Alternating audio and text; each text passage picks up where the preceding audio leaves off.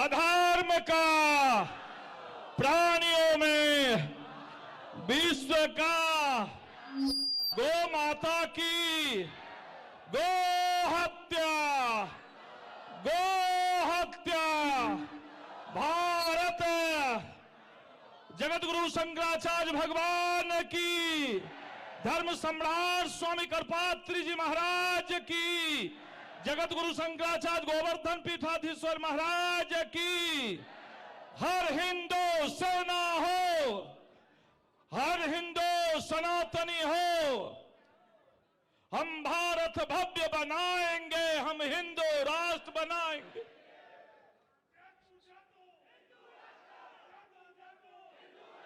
सुरेश चौहान जी, एक साथ मैं कहूंगा जयतु जयतु, आप कहेंगे हिंदू राष्ट्रम। जयतु जयतु, जयतु जयतु। भगवान शंकराचार्य जी के चरणों में कोटि कोटि प्रणाम करते हुए आज इस मंच से मैं कम बोलने वाला हूं, क्योंकि मैं चाहता हूं कि जो संदेश हमारे धर्म के प्रमुख से जाना चाहिए वही अंतिम संदेश हो। मैं ऐसा इसलिए कह रहा हूं क्योंकि 1 वर्ष पूर्व दिल्ली के एक कार्यक्रम में मैंने हिंदू राष्ट्र की शपथ ली, तो इस देश विदेश के कई हिंदू विरोधियों ने अपना सीना पीटना शुरू किया और उन्होंने कहा कि सुरेश चौहान के ने लोगों के जेनोसाइड की बात की है। ये उनका रोना है, झूठा रोना हिंदू को बदनाम करने के लिए है। पिछले 1 वर्ष में देश भर में मैंने जितने भाषण किए, कपिल सिब्बल हर भाषण के बाद उस भाषण को लेकर सुप्रीम कोर्ट में जाते हैं और कहते हैं देखिए मिलोड, सुरेश चौहान के ने फिर हिंदू राष्ट्र की शपथ ली। आज मैं देख रहा था कि 9 तारीख को फिर सुनवाई है। हिंदुस्तान के 35 वकील और 3 जज सुरेश चौहान के भाषण का विश्लेषण करने वाले हैं, इसलिए क्योंकि मैंने हिंदू राष्ट्र की शपथ ली। तो मैंने कहा आज मैं नहीं बोलूंगा, आज हिंदू राष्ट्र क्या है हमारे धर्म के प्रमुख बोलेंगे। इस हिंदू राष्ट्र में सिख, बौद्ध, जैन का क्या होगा, ये चिल्लाहट करने वालों के सामने आज जैन बोले, सिख बोले, उन्होंने उत्तर दे दिया है। अभी पूजनीय शंकराचार्य जी देंगे, लेकिन आज और प्रसन्नता का विषय यह है, महाराज जी कल अंबाला में मैंने हिंदू राष्ट्र की शपथ ली, तो वहां के विधायक भी शपथ लेने में थे। तो देश के सारे मीडिया ने कहा कि आपने तो संविधान की शपथ ली है, आप हिंदू राष्ट्र की शपथ कैसे ले सकते हैं। उनके पीछे पूरा मीडिया पड़ गया, लेकिन आज के कार्यक्रम ने जवाब दे दिया कि हिंदुस्तान सरकार के संविधान के शपथ लेने वाले 2 मंत्रियों ने भी हिंदू राष्ट्र की बात यहां पर की, सांसद ने भी की, और जितने होते वो भी करते। तो एक विधायक के लिए रो रहे थे अश्विनी जी, अभी कल तो और क्या होगा इनका हाल जरा सोच लीजिए। ये समझते ही नहीं कि हिंदू राष्ट्र मतलब विश्व कल्याण की गारंटी है। हिंदू राष्ट्र किसी का गला काटने के लिए नहीं है, बल्कि किसी का गला काटने वाले को इस धरती से समाप्त करने का नाम हिंदू राष्ट्र है।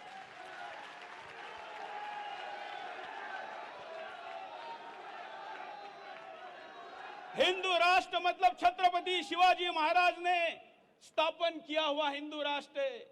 हिंदू राष्ट्र की कल्पना एक शब्द में मैं कहूं तो राम राज्य है, और वही सारा संकल्प आज यहां पर हो रहा है।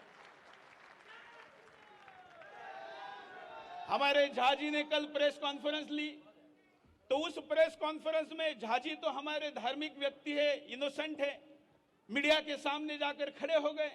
ये सब कुछ बता रहे थे, बड़ी अच्छी अच्छी बातें बता रहे थे कि हमारे पीठ के तरफ से क्या हो रहा है, क्या क्या उपक्रम चल रहे हैं, कितने करोड़ों लोगों ने नशा मुक्ति की, कितने करोड़ों लोगों की घर वापसी की। मीडिया वाले इनको बार बार कहते थे वो सब छोड़ो, सिर्फ हिंदू राष्ट्र का बताओ। तो उनको मैं आज बताना चाहता हूं कि थोड़ी देर में सुनो कि हिंदू राष्ट्र क्या है। और महाराज जी ये जो कैमरे लगे हैं ना, ये कोई इनमें से कुछ छोड़ दिए जाए तो यहाँ पर क्या अच्छा हो रहा है ये बताने के लिए नहीं लगे हैं। यहाँ पर आज क्या होगा और हिंदू राष्ट्र पर कैसे दो मंत्रियों ने, सांसदों ने और कई संवैधानिक लोगों ने कैसे हिंदू राष्ट्र की बात की, ये रोना दिखाने के लिए भी इसमें से कुछ लगे हुए हैं। और इसलिए हम इस कार्यक्रम में उपस्थित दर्शकों को आह्वान करते कि कार्यक्रम समाप्ति के बाद अगर आपको कोई पूछे कि हिंदू राष्ट्र पर आपका क्या कहना है, तो कोई भी बाइट मत देना। बोलना कि जो पूजनीय शंकराचार्य जी ने बोला वो 100 करोड़ हिंदुओं का वर्जन है, हमको और कुछ नहीं कहना है।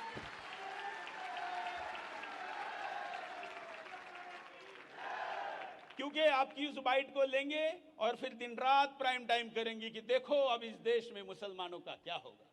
अरे मुसलमान जितना हिंदुस्तान में खुश है, किसी इस्लामिक देश में दिखा दो कि वहां पर इतना खुश है। अभी आने के पहले मैं चर्चा कर रहा था, सुरेश चौहान के तो संघ का स्वयंसेवक है, हिंदूवादी है, खुल के है, उसमें कोई बड़ी बात नहीं। लेकिन केरल में रहने वाला वो भी कम्युनिस्ट पार्टी का ईसाई एमएलए कहता है कि अगर ईसाईयत को जीवित रखना है तो हिंदू राष्ट्र घोषित करो, नहीं तो हम समाप्त हो जाएंगे। यह हिंदू राष्ट्र है। और परसों कांग्रेस का एक एमएलए तो कह रहा था कि मुसलमानों के दुकानों में जाकर अगर जूस पियोगे तो उसमें नपुंसकता का जहर डाला हुआ है, मत पियो। मैं नहीं कह रहा हूं, कौन कह रहा था? कांग्रेस का ईसाई एमएलए कह रहा था। तो दूसरी तरफ सत्य बोलने की यह स्थिति है। और आज सुरेश चौहान के क्या हेड स्पीच देगा ये कहने के लिए और उसको पकड़ने के लिए जो लोग आए हैं, उनको आज हम कोई मसाला देने वाले नहीं हैं।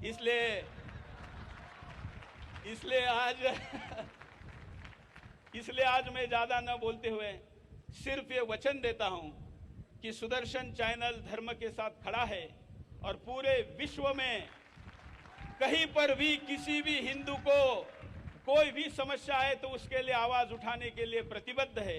हमारा नारा ही है, हिंदू को सताए तो हमको बताए। और इसलिए हम उस वचन को प्रतिबद्ध है। और एक बात कहता हूं, आज चूंकि मैं हिंदू राष्ट्र की शपथ नहीं ले रहा हूं, क्योंकि जहां पूजनीय साक्षात जगत गुरु शंकराचार्य हो वहां ये प्रोटोकॉल अनुसार नहीं होती है। नहीं तो महाराज जी ये कल कहेंगे कि इस कार्यक्रम में आपने हिंदू राष्ट्र की शपथ नहीं लेने दी। इसलिए मैं ये स्पष्ट करूं कि हिंदू राष्ट्र की शपथ की आवश्यकता नहीं, क्योंकि मैं तो डॉक्टर हेडगेवार जी का स्वयंसेवक हूं। तो सामाजिक सांस्कृतिक दृष्टिकोण से तो उन्होंने 1925 में घोषित किया है कि यह हिंदू राष्ट्र था, यह हिंदू राष्ट्र है और हिंदू राष्ट्र रहेगा। यह हिंदू राष्ट्र ये केवल घोषित करना इतना ही प्रश्न है क्या नहीं, ये प्रश्न ही नहीं है। और ये घोषणा बस सरकार की तरफ से होनी है और अब तो धार्मिक दृष्टिकोण से यहाँ से घोषित हो जाए, यह हमारी अपेक्षा है। मैं पुनः यहाँ आयोजन समिति का धन्यवाद करता हूँ कि आपने मुझे यहाँ पर बोलने बुलाया। सब हिंदुओं ने मेरी बात सुनी। मेरे से अगर कुछ गलत बोल दिया गया हो तो मैं माफी नहीं मांगूंगा, क्योंकि मैंने सोच समझकर सुनाने के लिए ही बोला है।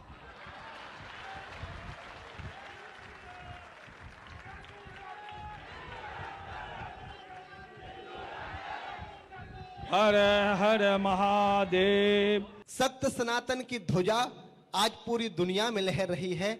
इसका अगर किसी को 100% श्रेय जाता है तो हमारी उस पीठ को जाता है जिस पीठ पर पूज्य शंकराचार्य जी विराजमान हैं। लोग कहते हैं कि लाल किले का कवि सम्मेलन सबसे बड़ा होता है। लोग कहते हैं कि फलानी जगह का कवि सम्मेलन सबसे बड़ा होता है। मेरे लिए इस धरती का अखिल ब्रह्मांड का सबसे बड़ा कवि सम्मेलन ये है जब मैं पूज्य शंकराचार्य भगवान के श्री चरणों में खड़े होकर आप जैसे हिंदू योद्धाओं के बीच में अपने काव पाठ का एक बार जोरदार तालियां बजा के मुझे आदेशित कर दे। मैं बताना चाहता हूं, क्योंकि देश का माहौल बदल चुका है। जो लोग भगवा पे प्रश्न चिन्ह लगाते थे, एक भगवाधारी को उत्तर प्रदेश में कुर्सी मिली, आज पूरी दुनिया राम राम कर रही है। और आज बहुत सारे लोगों ने ट्वीट देखे होंगे, जो व्यक्ति योगी जी पे हमेशा नेगेटिव ट्वीट करता था, आज उस शायर ने मां का शेर लिखकर हमारे योगी जी की मां की फोटो लगाकर ट्वीट किया है। तो मैंने एक पंक्तियां फेसबुक पर लिखी कि भय बिन प्रीत नहीं गौसाई। जय श्री राम। आदरणीय भाई साहब बैठे सुरेश चौहान का जी, मैं शुरू करता हूं। जब भगवा पे प्रश्न चिन्ह लगाया गया, जिस व्यक्ति ने भगवा आतंकवादी कहा, भगवा आतंकवाद कहा, वो संसद की प्राचीर से बोलने वाला कोई मुसलमान या ईसाई नहीं था, वो हमारा भूतपूर्व गृह मंत्री एक हिंदू था। जब उसने हिंदू आतंकवाद का भगवा आतंकवाद कहा, तो मैं चाहता तो उसके विरोध में कुछ भी लिख सकता था, पर उसकी संस्कृति ऐसी है, वो किसी को गाली दे। मैं सत्य सनातन वैदिक धरती का प्राणी हूं, मेरी संस्कृति ऐसी नहीं है मैं किसी को गाली दूं। क्योंकि किसी कवि की मुझे दो पंक्तियां याद आ गई, कीचड़ तेरे पास था, मेरे पास गुलाल, और जो भी जिसके पास था सबने दिया उछाल। तेरी संस्कृति ऐसी थी, तू कीचड़ उछाल सकता है, मेरी संस्कृति है कि मैं होली के गुलाल उछालता हूं। लेकिन उस व्यक्ति को यह बताने की कोशिश की कि हिंदू क्या है, हिंदुत्व क्या है और भगवा क्या है। यहां से पंक्ति निवेदित करता हूं कि जब जब आहत हुई ये धरती देव मुनियों ने बचाई थी, जैसे पहले भी आदेश हो चुका है, जो जहां पर खड़े हैं वो वहीं पर बैठ जाएं, चहल पहल ना करें। सत्य सनातन धर्म का कार्यक्रम है, तो इसकी जिम्मेदारी हमारी और बड़ी हो जाती है जब पूज्य गुरुवर यहां पर विराजमान होते हैं। सीधे सीधे पंक्ति रखता हूं, जहां पर आपका मन करे आप ताली बजा देना, क्योंकि मुझे सबसे बड़ा मानदेय मिल चुका है। मैं गुरुजी के सामने खड़ा हूं, सुरेश भाई साहब के सामने बढ़ रहा हूं। मैं सीधे सीधे निवेदन करता हूं कि जब जब आहत हुई ये धरती देव मुनियों ने बचाई थी, ब्रह्मा विष्णु शंकर सबने लीला अपनी रचाई थी। भागीरथ ने की विनती जब मां गंगा धरती पर आई थी, डुबा न दे गंगा धरती को संकन जटा फैलाई थी। और समंदर मंथन जब हुआ, अमृत दिया था भगवान ने, इस धरती की रक्षा हेतु जहर पिया था भगवान ने। इंसान बने हैं अपने भगवान, मानव धर्म निभाया है। इंसान बने हैं अपने भगवान, मानव धर्म निभाया है। हमारी सभ्यता संस्कृति को दुनिया ने शीश नवाया है, हमारी सभ्यता संस्कृति को दुनिया ने शीश नवाया है। और भगवा वस्त्र की ये धारण, भगवा वस्त्र की ये धारण साधु भगवान हमारे हैं। धर्म के ये सच्चे रक्षक अंबर के चमकते तारे हैं। शक्ति इतनी है इनमें, शक्ति इतनी है इनमें, ये सब वीरान बना सकते हैं। पल भर में ये दुनिया को भी रेगिस्तान बना सकते हैं। पल भर में आभार कि पल भर में ये दुनिया को भी रेगिस्तान बना सकते हैं। आज विदेशी आते हैं, आकर हिंदू बन जाते हैं। प्रयागराज में एक महाकुंभ लगा, जिसमें 25 करोड़ लोग आए 2014 में। उन 25 करोड़ लोगों में से 18 लाख लोग विदेशी थे। उन 18 लाख विदेशी लोगों में से 14,500 लोगों ने हिंदू धर्म अपनाया, जिसमें एक बहुत बड़ी मल्टीनेशनल कंपनी फोर्ड कंपनी के मालिक के लड़के ने जब हिंदू धर्म अपनाया और उसका हिंदू नाम रामदास रखा गया, तब जाकर मैंने पंक्तियां लिखी कि आज विदेशी आते हैं, आकर हिंदू बन जाते हैं। राम राम जपते सारे सब भक्ति में रम जाते हैं। कठोर तपस्या क्या होती है, साधु सा तप कर देखो, शांति कितनी मिलती है। तुम ओम नाम जप कर देखो, और धरा धरा धरा धरा ये जिस पर घूम रही, धरा ये जिस पर घूम रही, हम उसी केंद्र के बिंदु हैं। कहो गर्व से, हम हिंदू हैं, हम हिंदू हैं, हम हिंदू हैं।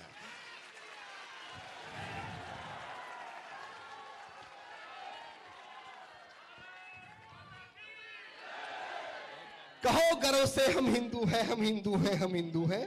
हम ही सबसे आगे थे।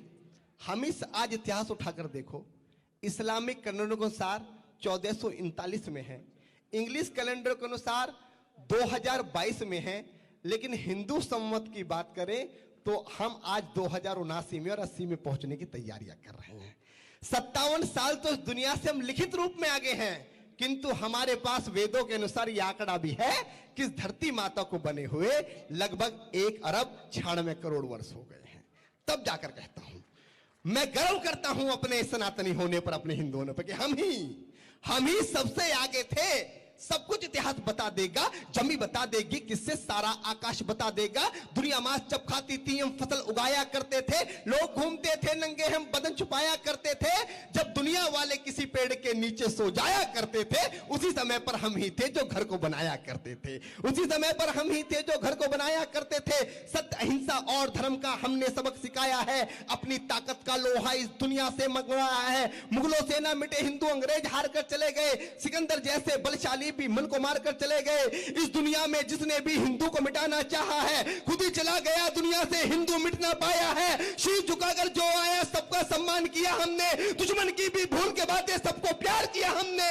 वो भी हम मिट जाएंगे जो देश को तोड़ा करते हैं और भगवा जैसे शब्द को भी आतंक से जोड़ा करते हैं।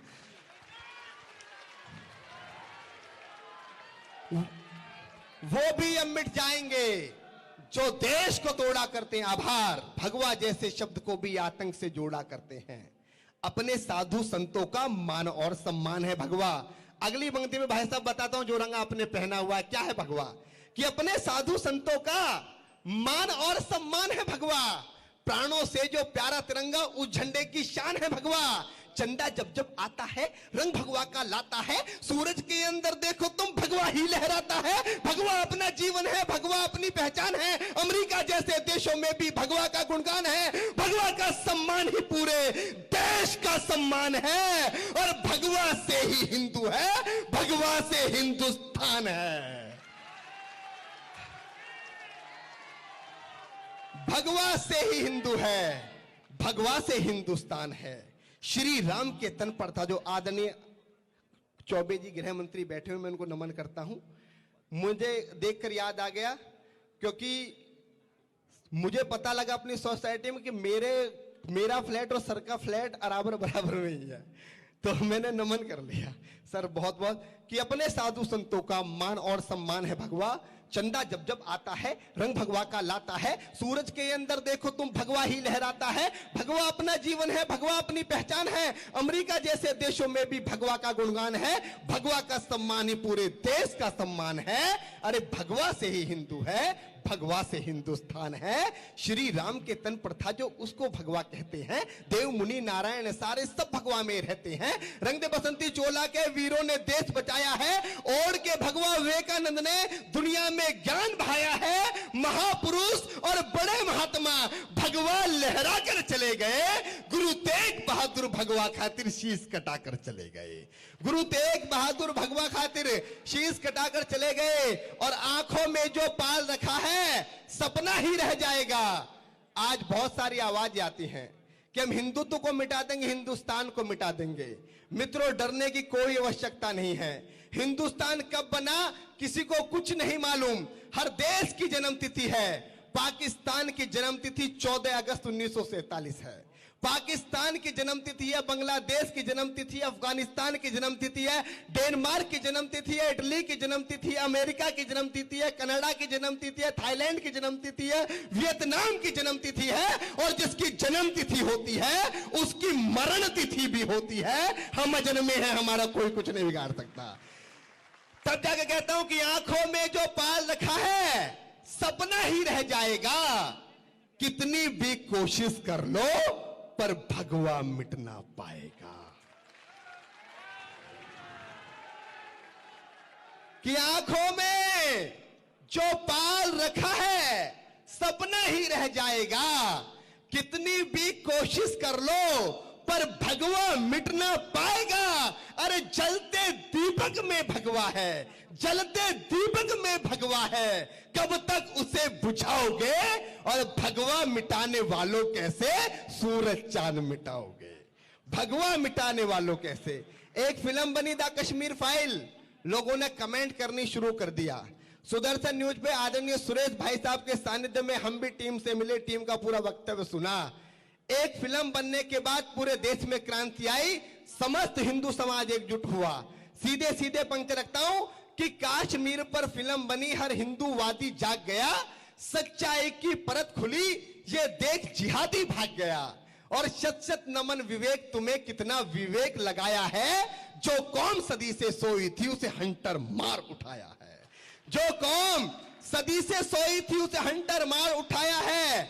गुर्जर ब्राह्मण गुर्जर पंडित जाट नहीं, गुर्जर पंडित जाट नहीं, हर बेटा वहां सिंधु का था। गुर्जर पंडित जाट नहीं, हर बेटा वहां सिंधु का था। जो श्वेत बर्फ में लाल गिरा वो रक्त वहां हिंदू का था। जो श्वेत बर्फ में लाल गिरा वो रक्त वहां हिंदू का था। वो मैया दादी चीख मार छत्तों से झांक रही थी सब। वो बहन बेटियां इज्जत खातिर विष को फांक रही थी सब। जिसको जन्नत कहते हैं वह नर नारी का भक्षण था, और जिहादी ताकत को भी सत्ता का संरक्षण था। और जिहादी ताकत को भी सत्ता का संरक्षण था। और जिहादी ताकत को भी सत्ता का संरक्षण था। सारी बातें भूल गए और कुछ मांगे आपके सामने रखता हूं कि अब क्या करना चाहिए। हमारे माननीय मंत्री जी बैठे हैं, सरकार के लोग बैठे हैं उनके सामने, कि जो सीमा पार से मदद मिली उनके मंसूबे पस्त करो। पहली मांग। एक भारत सरकार कानून बनाए, सन 80 के बाद जितनी भी कश्मीरी हिंदुओं ने रजिस्ट्री की है उनकी समीक्षा की जाए, उनकी जांच की जाए कि रजिस्ट्री सही हुई है गलत हुई है। जो सीमा पार से मदद मिली उनके मंसूबे पस्त करो। सन 80 के बाद हुई जो सभी रजिस्ट्री रद्द करो। और शंखनाद हो घाटी में तुम इतना दे दो संरक्षण, अल्पसंख्यक हिंदू को दे दो 50% आरक्षण। और जिसने कत्लेआम किया, जिसने कत्लेआम किया उसकी भी बाजू छाटो। यासीन मलिक और बिट्टा कराटे को भी आरे से काटो। यासीन मलिक और बिट्टा कराटे को भी आरे से काटो। और अंतिम परमानेंट सॉल्यूशन बताता हूं, सरकार को कुछ नहीं करना, सिर्फ एक काम करना है। परमानेंट सॉल्यूशन हो जाएगा साहब। एक काम करना है कि यासीन मलिक और बिट्टा कराटे को भी आरे से काटो।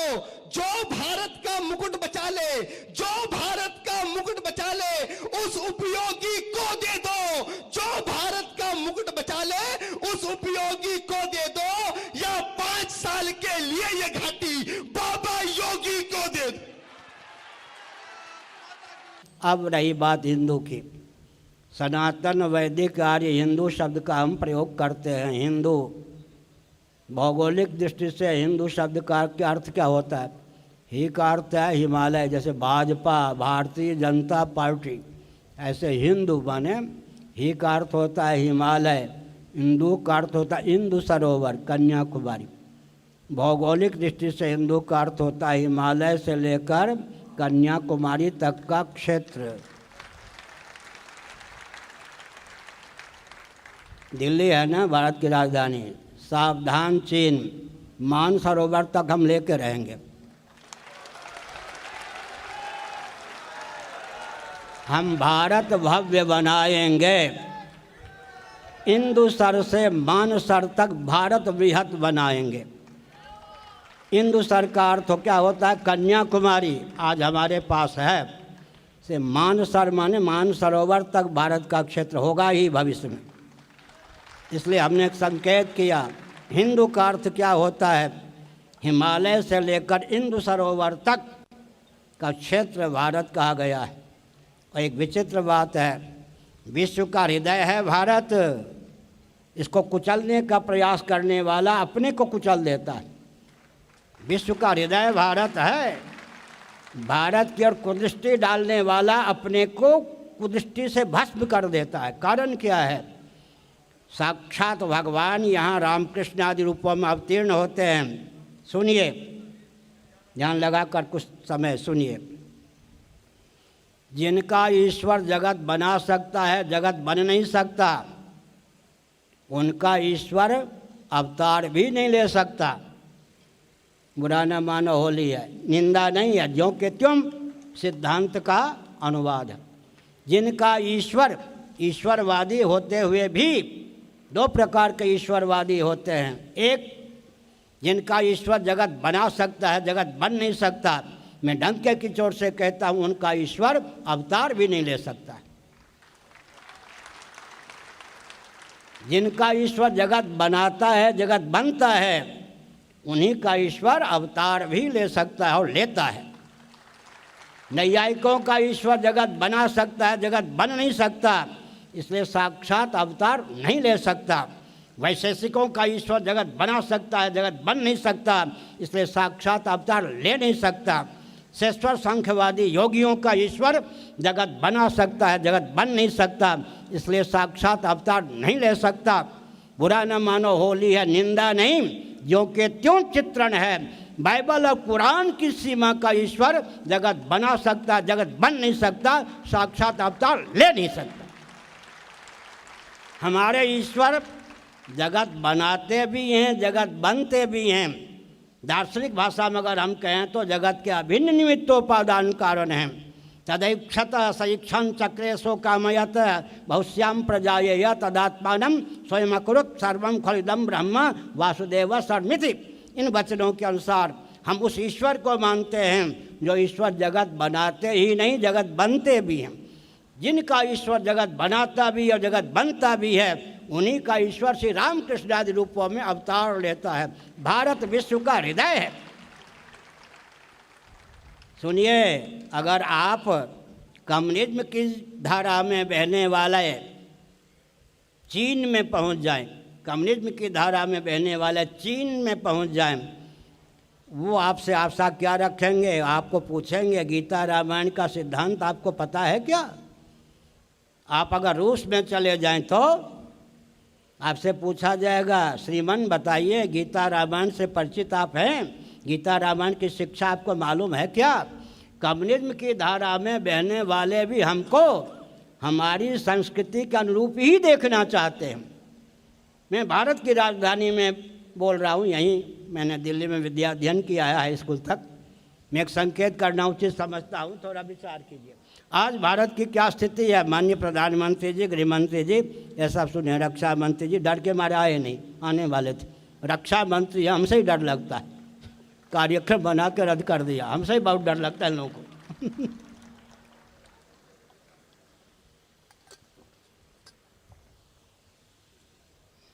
धीरे से बोल रहा हूँ। यदि भारत स्वयं को हिंदू राष्ट्र घोषित कर दे, मॉरिशस आदि 15 देश 1 साल की सीमा में स्वयं को हिंदू राष्ट्र घोषित कर दें, 9 महीने तक कोरोना की लहर जब कह रहे थे लोग चल रही थी, मैं पुरी में ही था, भगवत कृपा से स्वस्थ था। विश्व में 204 देश हैं, उनमें ये जब महानुभाव बैठे हैं, झा जी स्वामी जी प्रेरक हैं, ये हैं 70-75 देशों से संपर्क किया। 204 प्रतिनिधियों, विश्व के 204 प्रतिनिधियों का भाव मैंने सुना, मैंने अपना भाव व्यक्त किया। मॉरिशस आदि के प्रतिनिधियों ने वेदना व्यक्त की कि भारत की दुर्बलता के कारण हम हीनता का अनुभव करते हैं। यदि भारत स्वयं को हिंदू राष्ट्र के रूप में उद्घोषित कर दे, 1 साल की सीमा में विश्व में 15 देश हिंदू राष्ट्र के रूप में उद्घोषित हो जाएं।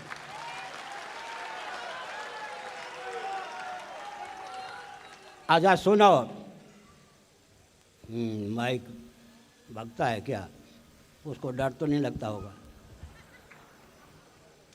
नारायण, हाँ देखो डट गया, ठीक है, चंगी गल है, इतने रहो तुसी प्रेम नाल। सुनिए,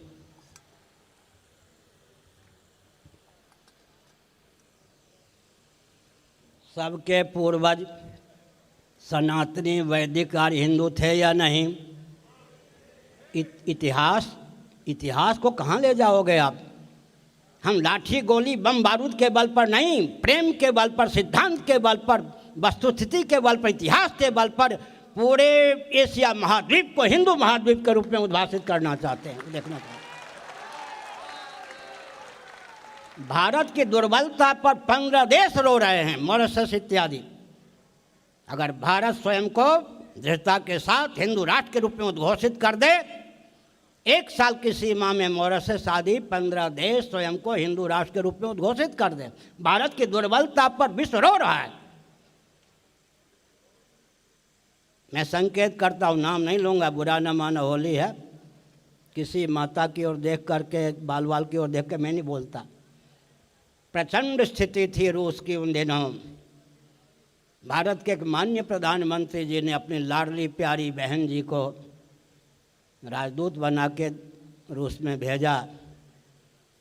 लाडली प्यारी बहन जी, नाम नहीं लूँगा, आप लोग जानते हैं,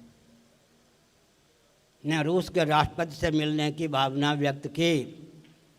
रूस के राष्ट्रपति ने उन दिनों क्या कहा मालूम है? क्रुश्चेव और कैनेडी के समय का रूस और अमेरिका कुछ और था। क्रुश्चेव कहाँ कर दिया गया आज तक पता नहीं। हमने संकेत किया, भारत की उस देवी ने रूस के राष्ट्रपति से मिलने की भावना व्यक्त की। रूस के राष्ट्रपति ने कहा, जब मैंने सुना भारत के माननीय प्रधानमंत्री की लाडली प्यारी बहन हमारे यहाँ राजदूत बन के आ रही है, प्रसन्नता व्यक्त की। लेकिन वो अंग्रेजी कट, इंग्लिश कट बाल में है, उससे मैं बात नहीं करना चाहता। सुनो, ये इतिहास है, मेरी कल्पना नहीं है। भारत का सर झुक गया। अपनी बहन को बुलाने के लिए बाध्य हो गए माननीय प्रधानमंत्री जी। साफा बांधने वाले सर्वपल्ली डॉक्टर राधाकृष्णन जी को रूस में राजदूत बनाकर भेजना पड़ा। आपको रूस, हमको रूस उस वेश में नहीं देखना चाहता जिसमें हम आजकल ऐंठा करके चलते हैं, अपने को विकसित मानते हैं, समझ गए? इसलिए पूरा विश्व हमारी ओर देखता है और उसका कारण भी है। कारण क्या है? इस रॉकेट, कंप्यूटर, एटम, मोबाइल, इनका नाम लिया मैंने। रॉकेट, कंप्यूटर, एटम, मोबाइल का सिद्धांत भी वेदादि शास्त्रों से ही निकला। 32 विद्या 64 कलाएँ हैं शुक्र नीति के अनुसार। सुन लीजिए, आजकल साइंस और आर्ट की चर्चा ज़्यादा चलती है। विद्या माने वाणी के द्वारा, वाणी की प्रधानता से जिसकी निष्पत्ति हो उसका नाम विद्या है। मूक व्यक्ति, गूंगा व्यक्ति भी जिसका संपादन कर सके उसका नाम कला है। 32 विद्या 64 कला का वर्णन शुक्र नीति में है। हमारे गुरुकुल में 32 विद्या 64 कला का प्रशिक्षण प्राप्त होता था। हर व्यक्ति के जीवन में विद्या और कला प्रतिष्ठित होती थी, इसलिए भारत बुलंद था, विश्वगुरु था।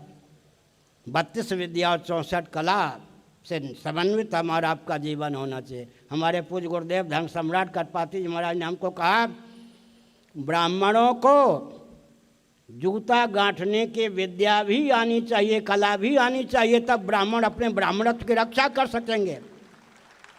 आखिर सबसे पहले जूता गांठने की कला सिखाई किसने? ब्राह्मणों ने। ब्राह्मणों को जूता गांठने जीविका के लिए नहीं, स्वाभाविक रूप से ब्राह्मणों को जूता गांठने की विद्या भी आनी चाहिए, कला भी आनी चाहिए। 32 विद्या 64 कला में निष्णात होना चाहिए, तब तो विश्व हमको मानेगा ना। अगर विद्या और कला का ह्रास होता गया तो विश्व हमको क्या मानेगा? इसलिए हमने संकेत किया। और एक संकेत करते हैं, भले ही भारत को कुछ कर दिया गया हो, लेकिन आज भी मेरी प्रशंसा मत समझिएगा, गुरु गोविंद ग्रंथ की प्रशंसा समझिएगा। 5 मई 1999 को विश्व बैंक ने सर्वोच्च विदुषी को मेरे पास दिल्ली में, दिल्ली है ना ये, आज 5 मई, लो हमें तो ध्यान नहीं था, अच्छा बताया। 5 मई 1999 को विश्व बैंक ने एक विदुषी महिला को मेरे पास इसी दिल्ली में भेजा, विश्व बैंक की सारी गुत्थी सुलझाने के लिए। उन दिनों तो मैं कोई इस ढंग से चर्चित भी नहीं था, चर्चित करने का अपने को कभी प्रयास भी नहीं करता। 7.5 मिनटों में उसने विश्व बैंक की सारी गुत्थियाँ मेरे सामने रखी। नोएडा के सोमनाथ दीक्षित जी, अनुवादक दुभाषिया का काम करने के लिए आए थे, नोएडा के सोमनाथ दीक्षित जी। स्वामी जी ने नोएडा से सोमनाथ दीक्षित जी को बुलाया था। सुनिए, 7.5 मिनटों की अवधि में विश्व बैंक की सारी गुत्थी इस महिला ने मेरे सामने रखी। 7.5 मिनटों की सीमा में मैंने उसकी सारी गुत्थी सुलझा दी, गुरु गोविंद ग्रंथ की कृपा से। मेरी बात मत सुनिए, वो फूट फूट कर रोने लगी। मैंने कहा कि हमारे पूज्य गुरुदेव ने हमको श्री विद्या की दीक्षा दी, धर्म सम्राट कटपाती जी महाराज ने।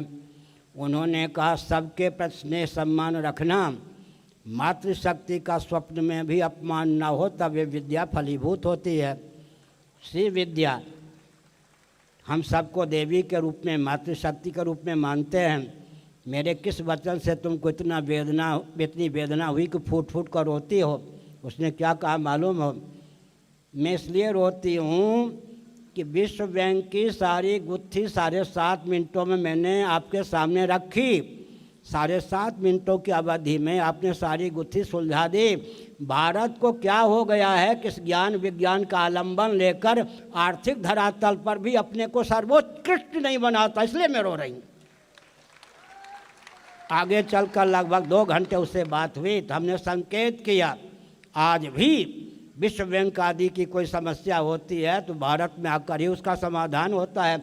संयुक्त राष्ट्र संघ के पास कोई समस्या आती है, आज भी भारत में आकर ही उसका समाधान होता है। इसलिए हमने संकेत किया। क्या संकेत किया? भारत को भारत के रूप में उद्भाषित करने के लिए हमको प्रयत्न करना चाहिए। एक संकेत और, प्रधानमंत्री जी का ध्यान तो इधर गया, लाखों डॉलर भारत के विदेश में भारतीय व्यक्ति विद्या अध्ययन करने के लिए जाते हैं और विदेश को दे आते हैं। स्वतंत्र भारत में अब इतने शिक्षण संस्थान भारत में नहीं बने कि प्रतिवर्ष हमारे जो लाखों डॉलर विदेश में शिक्षा के नाम पर खर्च हो जाते हैं वो न खर्च हों। कमी है या नहीं? बहुत सी कमियों को दूर करने का प्रयास करना चाहिए। तो अब तक के प्रवचन का सार क्या हुआ? सुसंस्कृत, सुशिक्षित, सुरक्षित, संपन्न, सेवापरायण, स्वस्थ, सर्वहितप्रद व्यक्ति और समाज की संरचना वैदिक वांग्मय के अनुसार विकास और राजनीति की परिभाषा है। राजनीति को ही धर्म कहते हैं, राजनीति को क्षात्र धर्म कहते हैं, राजनीति को अर्थनीति कहते हैं, राजनीति को दंड नीति कहते हैं। दो व्यक्ति दिशाहीन हों, अपने दायित्व को समझकर मिल जाएं, सारा काम हो सकता है। 2 ही पर्याप्त होते हैं जी। एक में मंत्र बल, एक में बाहुबल की प्रतिष्ठा हो। एक और देवर्षि नारद और एक और प्रहलाद, सारा काम बन गया है नहीं? हिरण्यकश्यप जैसे शासक को भी घुटना टेकना पड़ा। भक्त प्रवर प्रहलाद, हमको आपको नारद जी और प्रहलाद जी से शिक्षा लेनी चाहिए। बन सके तो यहाँ जितने व्यक्ति हैं, कहीं नारद और प्रहलाद जी, देवर्षि नारद और प्रहलाद जी दोनों के गुणों से समन्वित जीवन हो गया तो 2-4 व्यक्ति भी पर्याप्त हैं पूरे विश्व को दिव्य रीति से उद्भाषित करने के लिए। नारद जी की विशेषता क्या है? कंस के दरबार में भी चापलूसी किए बिना पूजित हो जाते हैं, श्री कृष्ण के यहाँ भी पूजित हो जाते हैं, रावण के यहाँ भी पूजित हो जाते हैं, तो राम जी के यहाँ भी पूजित हो जाते हैं। कौन सा चमत्कार है नारद जी में? सबको आत्मा स्वरूप और आत्मी समझते हैं नारद जी। सबको आत्मा स्वरूप और आत्मी जो समझता है, कहीं भी चला जाए उसके प्रति सबका स्नेह और सम्मान स्वभाव से होता है। और क्या गुण है देवर्षि नारद जी? स्वस्थ क्रांति के पुरोधा उद्भाषक होते हैं। व्यासपीठ और शासन तंत्र अराजक तत्व के हाथ में न जाए, इसके लिए स्वस्थ क्रांति को उद्भाषित करने वाले देवर्षि नारद। व्यासपीठ हम लोगों की, शासन तंत्र जानते ही हैं। व्यासपीठ और शासन तंत्र में विकृति न आवे, दोनों में सैद्धांतिक सामंजस्य हो और सबको आत्मा स्वरूप आत्मी समझें और स्वस्थ क्रांति की उद्भावना करें, तो देवर्षि नारद का गुण हमारे जीवन में आ सकता है। प्रहलाद हम कैसे बन सकते हैं? बहुत एक विचित्र बात है। गीता का 2 अध्याय, नैनम छिन्दन्ति शस्त्राणि नैनम दहति पावकः न चैनम क्लेदयन्ति आपो न शोषयति मारुतः अच्छेद्योयम अदाह्योयम अक्लेद्योयम। ये सब आत्मा का लक्षण है या शरीर का? आत्मा का। प्रहलाद के जीवन की विशेषता देखिए, आत्मा के दिव्य गुणों की, लक्षणों की व्याप्ति उनके शरीर में भी हो गई। लोहा काला कलूटा होता है, अग्नि के संपर्क में आ जाने पर वो भी दाहक प्रकाशक हो जाता है। कोई समझे यही तो काला कलूटा लोहा है, भले ही अभी अग्नि के संपर्क में हो, उसको काला कलूटा समझ के छू लोगे तो जलोगे या नहीं? तो हमने क्या संकेत किया? हमने क्या संकेत किया सज्जनों? दिव्यता का संसार, देवर्षि नारद की क्षमता हमारे जीवन में कब आवेगी? जब हम सबको आत्मा स्वरूप और आत्मी समझेंगे, स्वस्थ क्रांति के लिए मार्ग प्रशस्त करेंगे, पुरोधा होंगे। और प्रहलाद की विशेषता कब आएगी? नैनम छिन्नन्ति शस्त्राणि, अस्त्र शस्त्रों से प्रहलाद के शरीर को छिन्न भिन्न करने का प्रयास किया गया, लेकिन आत्मा के दिव्य गुणों की व्याप्ति प्रहलाद के शरीर में हो गई। बाल बांका करने में हिरण्यकश्यप समर्थ नहीं हुए, भागवत पढ़ लीजिए। जल में डुबोने का, जलाशय में डुबोने का प्रयास किया गया, लेकिन प्रहलाद का शरीर डूबा नहीं। अग्नि में जलाने का प्रयास किया गया, प्रहलाद का शरीर जला नहीं। आंधी तूफान भवंडर, आंधी तूफान सिद्धि के बल पर रच के प्रहलाद को उड़ाने का प्रयास किया गया, प्रहलाद का शरीर तलमस हुआ नहीं। इसका अर्थ क्या है? अगर हम आत्म तत्व को जानते हैं, आत्मा के दिव्य गुणों की व्याप्ति हमारे देहेंद्रीय प्राणांतःकरण में भी हो सकती है। अब तक के प्रवचन का सार क्या निकला? स्वस्थ क्रांति के लिए दो, एक और देवर्षि नारद तो दूसरी ओर प्रहलाद। प्रहलाद की विशेषता क्या थी? संबंध का निर्वाह करो, यहाँ तक करते बने, लेकिन सिद्धांत का त्याग मत करो, भले ही संबंध टूट जाए, कोई चिंता नहीं।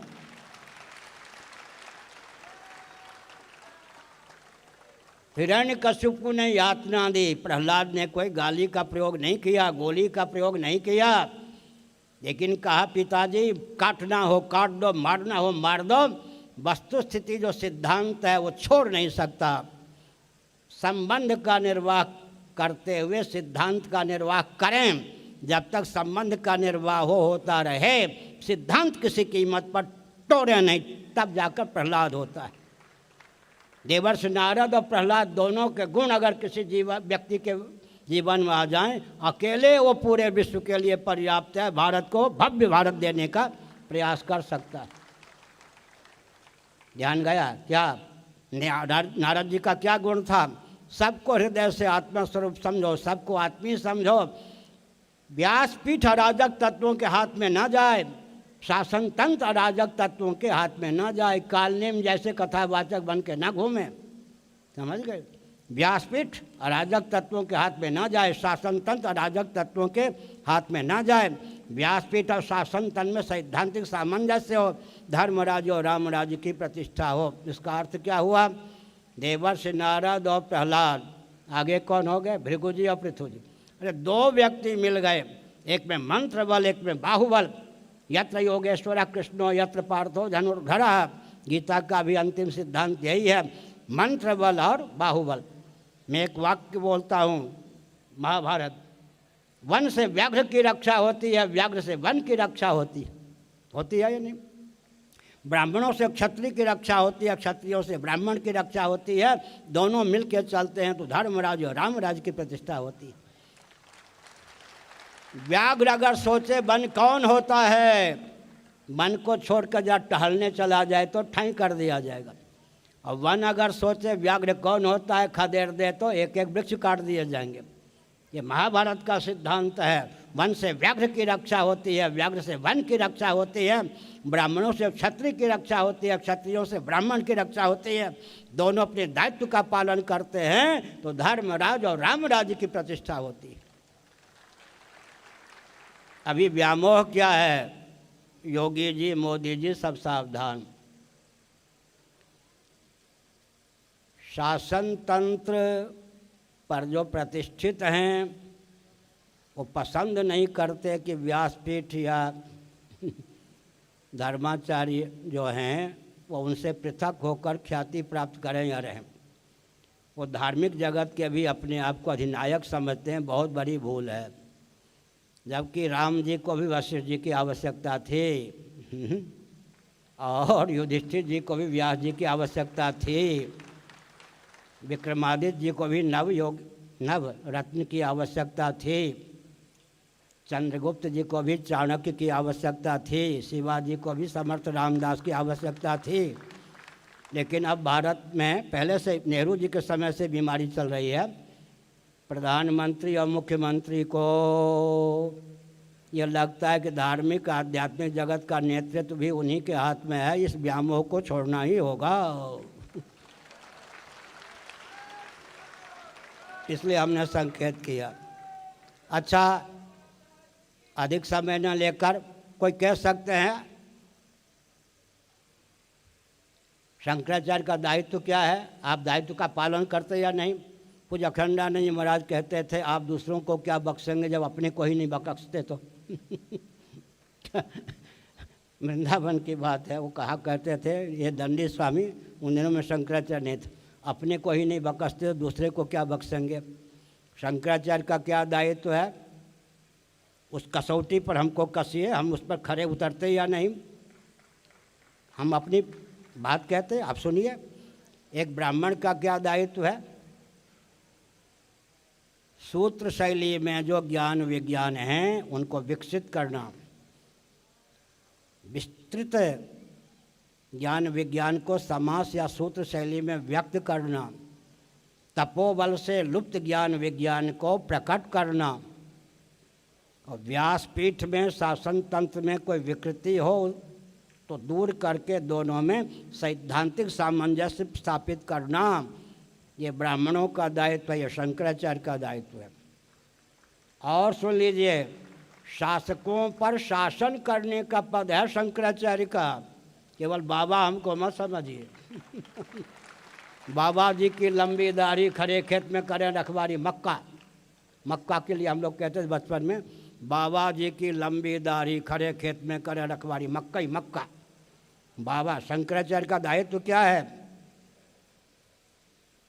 समास शैली में जो वेदादि शास्त्रों में ज्ञान विज्ञान है उनको विशद करना, विशद ज्ञान विज्ञान को सूत्र शैली में व्यक्त करना, विलुप्त ज्ञान विज्ञान को तपोबल से प्रकट करना। मनवंतर जब आता है, अश्विनी जी जग रहे हैं, अभी अश्विनी नक्षत्र है या नहीं? मनवंतर जब आता है, पूर्व मनवंतर की विद्या और कला लुप्त हो जाती है। नया जब मनवंतर आता है, उस समय जो मनीषी लोग होते हैं तपोबल से वो लुप्त विद्या और कला को उद्भाषित करते हैं। यहाँ जो विद्या और कला लुप्त होती है, आदित्य मंडल में वो सन्निहित रहती है, वहाँ लुप्त नहीं होता। आदित्य माने सूर्य, हिरण्यगर्भ, यहाँ जो विद्या और कला लुप्त होती है वो आदित्य मंडल में प्रतिष्ठित रहती है। तो इसका अर्थ क्या हुआ, तपोबल से लुप्त विद्या और कला को ब्राह्मणों ने क्या किया, आचार्यों ने क्या किया, प्राप्त किया भगवान सूर्य से। समझ गए? आज भी आप मेरी सिद्धि मत समझिएगा, भगवान सूर्य का अनुग्रह समझिएगा। क्यों? बड़े भाई जिन्होंने मुझे गायत्री मंत्र की दीक्षा दी, यज्ञोपवीत संस्कार कराया, वो संध्या वंदन सिखा रहे थे। चक्षुर्मित्रस्य, मेरी आयु 10 साल की थी, मैंने पूछ दिया यहाँ मित्र किसका नाम है, उन्होंने कहा सूर्य का। उसी क्षण मैंने भगवान सूर्य को अपना मित्र मान लिया। उसी क्षण मैंने अपने मित्र मान लिया भगवान सूर्य को।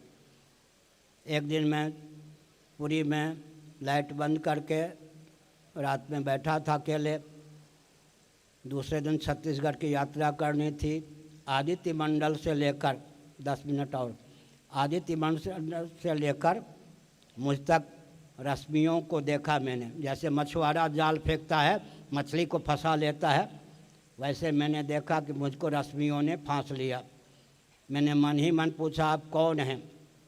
रश्मियों की ओर से उत्तर आया मन ही में, हम गणित के परमाणु हैं। हमने कहा शरीर में समा जाइए, जब जब स्मरण करूं तब तक प्रकट हो जाएं। मुझे अच्छी तरह मालूम है, बानक नहीं बना तो यहाँ भी 2 गणित के ग्रंथ का लोकार्पण होना था। मुझे अच्छी तरह मालूम है कि लगभग 1 लाख पृष्ठों की नई सामग्री गणित पर जो भूमंडल पर नहीं है, मस्तिष्क में भी है। इसका मतलब ब्राह्मणों का यह दायित्व होता है, आप लोगों का भी दायित्व है, उपासना के बल पर विलुप्त ज्ञान विज्ञान को उद्भाषित करना, सूत्रात्मक ज्ञान विज्ञान को विशद करना, विशद ज्ञान विज्ञान को सूत्र शैली में निबद्ध करना, व्यासपीठ में कोई विकृति हो उसको दूर करना, शासन तंत्र में कोई विकृति हो उसे दूर करना, दोनों में सैद्धांतिक सामंजस्य स्थापित करके धर्मराज और रामराज को प्रतिष्ठित करना। अब सुनिए, समाधि में जो सिद्धि प्राप्त होती है वैसे ही रामराज की प्रतिष्ठा नहीं हो जाती। धर्मराज की प्रतिष्ठा नहीं हो जाती। सुनिए, समाधि में जो सिद्धि प्राप्त होती है, जो व्यक्ति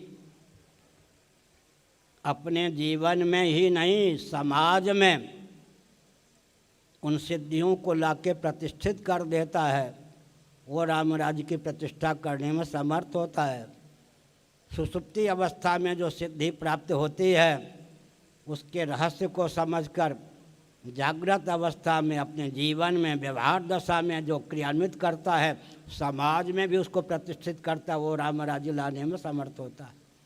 दैहिक दैविक भौतिक तापा रामराज नहीं काहुँ व्यापा। गाढ़ी नींद में दैहिक दैविक भौतिक तीनों तापों में कोई ताप हमको प्राप्त नहीं होता। पर होता है क्या?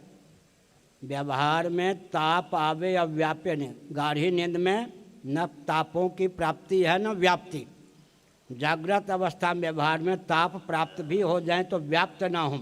सुषुप्ति की सिद्धि को, समाधि की सिद्धि को जो अपने जीवन में लाता है वो धर्मराव रामराज की प्रतिष्ठा करता है। वैसे कोई धर्मराव रामराज की प्रतिष्ठा नहीं कर लेता। 12 वर्षों तक किसी को, यह रहस्य हमको पूज्य गुरुदेव स्वामी कृपाती जी महाराज ने बताया।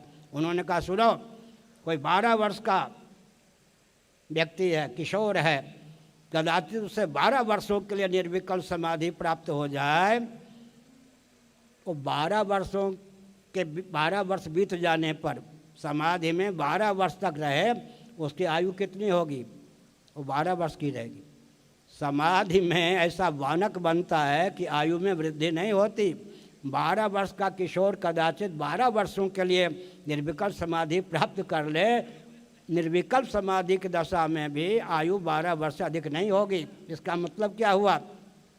समाधि में जो सिद्धि प्राप्त होती है, सुषुप्ति में जो सिद्धि प्राप्त होती है, स्वप्नावस्था में जो सिद्धि प्राप्त होती है, व्यावहारिक धरातल पर अपने जीवन में और समाज में 5-7 मिनट और उसे प्रतिष्ठित करने में जो समर्थ होता है, वो धर्म और राम राज्य को प्रतिष्ठित करता है। क्या मतलब? राजा काल का कारण है, राजा काल का कारण है। इसका मतलब क्या हुआ? दिव्य राजा होगा, दिव्य शक्ति से संपन्न होगा, उसके शासन काल में दिव्यता होगी। तो हमने संकेत किया, हिंदू राष्ट्र की बात है, सबके पूर्वज सनातनी वैदिक आर्य हिंदू थे। एक वाक्य हमने कहा, जो हिंदुओं को काफिर कहते हैं, बुरा न मानो होली है, वो अपने पूर्वजों को ही गाली देते हैं या नहीं? अरे जब सबके पूर्वज सनातनी वैदिक आर्य हिंदू थे तो आप किसी को काफिर कहते हो तो अपने पूर्वजों को गाली देते हो या नहीं? सबके पूर्वज सनातनी वैदिक आर्य हिंदू। इस ऐतिहासिक तथ्य का खंडन कौन करेगा? सबके पूर्वज सनातनी वैदिक आर्य हिंदू। आज भी कोई विकास को परिभाषित और क्रियान्वित करने की आवश्यकता है तो वेदादि शास्त्र सम्मत सिद्धांत को ही, वेदादि शास्त्र सम्मत इतने नहीं है कि फूंक मारने से कोई उड़ा दे। अधिक समय न लेकर न देकर मैं संकेत करता हूँ, इस कल्प में हमारी गुरु परंपरा जो देवर्षि कहाँ से चलते? भगवान श्रीमन नारायण से। 10वें स्थान पर कौन होते? आदि शंकराचार्य, उनका जन्मदिन कल है। 10वें स्थान पर आदि शंकराचार्य। शंकराचार्य के बाद मेरा स्थान 145वां है। श्रीमन नारायण से मेरा स्थान गुरु परंपरा में 155वां है। संख्या तो केवल 155, वर्ष कितने? 1,97,29,49,122 वर्षों की इस कल्प में हमारी गुरु परंपरा है। कोई फूंक मार के उड़ा देगा क्या? समझ गए ना? इस कल्प में हमारी गुरु परंपरा, ये 75 वर्ष की परंपरा राजनीति की भारत में इस ढंग की, वो हमको फूंक मार के उड़ा दे, संभव है क्या? 1,97,29,49,122 वर्षों की हमारी सनातन गुरु परंपरा इस कल्प में है। कोई फूंक मार के उड़ा दे, संभव नहीं। इसलिए धर्म की उपयोगिता आज भी है। 10-15 वाक्यों में मैं संकेत करता हूँ। धर्म से चिर, अभी कुछ आवाज़ आ रही थी ना पहले, बाल ठाकरे जी जहाँ भी हों मेरी बात सुने। मुझे मालूम है मर्तलोक में नहीं है, उद्धव ठाकरे भले ही मर्तलोक में है, राज ठाकरे बाल ठाकरे नहीं। धर्म से इतना चिढ़ है हिंदू धर्म नहीं, हिंदू विचारधारा है। धर्म शब्द से आपको चिढ़ डर लगता है। धर्म ऐसा निकृष्ट शब्द है कि धर्म शब्द का उच्चारण करने में आपको कष्ट होता है। हिंदू धर्म नहीं, हिंदू विचारधारा है। सुप्रीम कोर्ट ने भी कह दिया हिंदू धर्म नहीं, हिंदू विचारधारा है। धर्म से आपको कष्ट लगता है। धर्म शब्द से ही आपको चिढ़ है। धारणात् धर्म है, कहाँ लिखा है? अमर कोश। धारक जो होता है उसका नाम धर्म, उद्धारक जो होता है धर्म। जितने पृथ्वी के कार्य हैं उनको धारण करने वाले पृथ्वी का नाम धर्म, पृथ्वी को धारण करने वाला जल का नाम धर्म, जल को धारण करने वाला अग्नि का नाम धर्म, अग्नि को धारण करने वाला वायु का नाम धर्म, वायु को धारण करने वाला आकाश का नाम धर्म, आकाश को धारण करने वाला अव्यक्त का नाम धर्म, अव्यक्त को भी अपनी शक्ति के रूप में प्राप्त करने वाला परमात्मा का नाम धर्म। कठोपनिषद में और बौद्धागम में परमात्मा का नाम धर्म। इस धर्म को कौन उड़ा ले जाएगा? एक मैं संकेत करता हूँ, सावधान। किसी भी व्यक्ति की प्रवृत्ति और निवृत्ति का जो नियामक है उसका नाम धर्म है। प्यासा व्यक्ति पानी पीने में क्यों प्रवृत्त होता है? पानी अपने गुण धर्म का त्याग नहीं करेगा। सर्दी में ठिठुरता व्यक्ति अग्नि को प्रज्वलित करके क्यों तापना चाहता है? अग्नि तत्व अपने गुण धर्म का त्याग नहीं करेगा। किसी भी वस्तु की सत्ता और उपयोगिता जिस पर निर्भर है उसका नाम धर्म है। धर्म शब्द से आपको चिढ़ क्यों? यज्ञ धर्म है, दान धर्म है, तप धर्म है। यज्ञ करने के लिए मुट्ठी खोलनी पड़ेगी, दान देने के लिए मुट्ठी खोलनी पड़ेगी, तप व्रत करेंगे तो अन्न जल का संयम करना ही पड़ेगा, तप करेंगे तो सुख का त्याग करना ही पड़ेगा। अपना जीवन अपने लिए अन्यों के लिए उपयोगी है, उसका नाम धर्म है। धर्म से चिढ़ क्यों? और एकमात्र सनातन सिद्धांत ही सिद्धांत है। बाकी तो सूत्र संहिता में लिखा है धर्माभास। सनातन धर्म एकमात्र धर्म है, बाकी धर्माभास। किसी के प्रति कटाक्ष नहीं। अंत में भारत भव्य बनाएंगे तो रहीम और असखान जैसे मुसलमान सज्जनों से हमें कोई परहेज नहीं। कम से कम मानवोचित शील का परिचय दे, यह तो आवश्यक है या नहीं?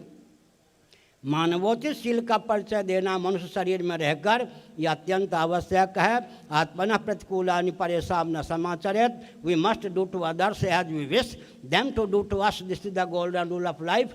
जैसा व्यवहार हम दूसरों से अपने प्रति चाहते हैं, हमारी बुद्धि की बलिहारी है कि हम अन्यों के प्रति भी वैसा व्यवहार करें। एक हिंसक भी दूसरों से अहिंसा की भावना रखता है। एक झूठ बोलने वाला भी दूसरों से सत्य भाषण की भावना रखता है। एक अव्वल दर्जे का चोर भी दूसरों से अचौर्य की भावना रखता है। एक व्यभिचारी भी, मेरी बहू बेटी अब मुझे साथ कोई व्यभिचार न कर दे, अब व्यभिचार ब्रह्मचर्य की भावना रखता है।